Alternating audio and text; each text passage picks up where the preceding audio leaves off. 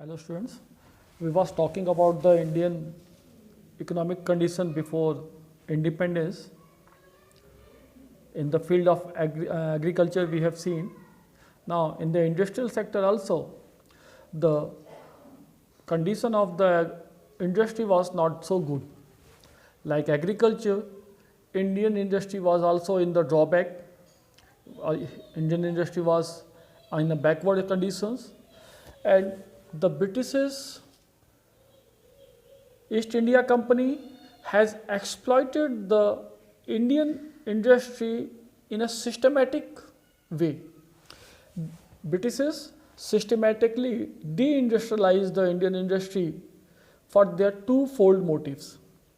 The first motive was they want India to be the largest exporter of the raw material to the British factories and industries. India was rich deposits of raw materials, almost all raw materials which is required for the Britishers for their industrialization. And the second fold motive was they want the India to be the biggest market for their final goods produced in the Britain. The cost of the British goods produced by the machines was very cheap, and they need a big market like India. So what for this two systematic motive, they made the Indian deindustrialization properly. Due to this deindustrialization, there was a decline in the indigenous handicraft industry of India. This downfall in the Indian handicraft industry increased the massive unemployment in India. And this increase in the in unemployment makes a big market of cheap laborers for Britishers in India and in the abroad also. The Britishers produces the goods in England, in Britain at the cheap rate, and they sell it in India at the cheap rate.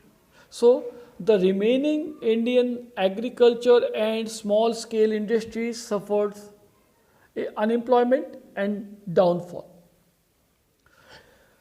In the second half of the 19th century, in India, a modern industrialization started taking roots in India. This modern industry was in two fields: cotton and jute textile.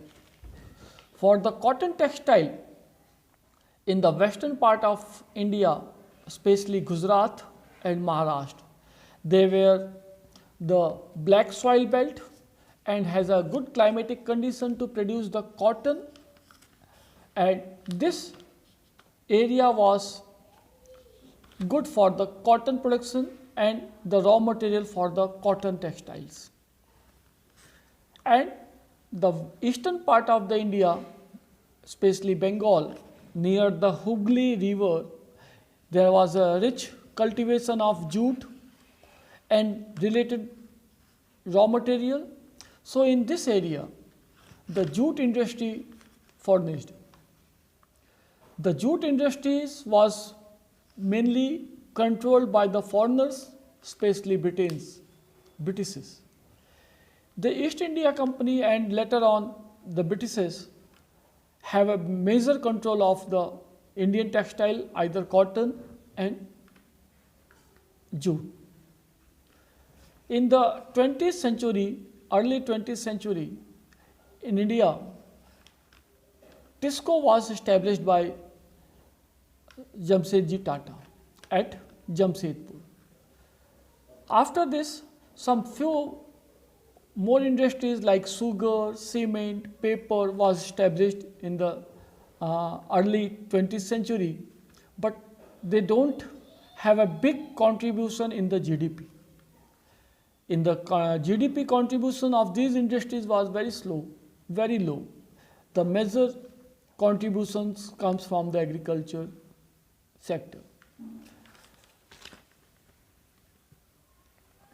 the lack of the capital good industry in India remains the big problem for the industrial development. Capital good industries are those industries who produces the machines, tools and etc. other equipments which are necessary for to generate the manufacturing goods. So, in India before independence there was no such an industry which has a capital good industry. Other than this, India has a industrial drawback in a public sector operation also. The public sector operations was very limited to a limited cities only, limited areas only, like railways, power generation, port, communication.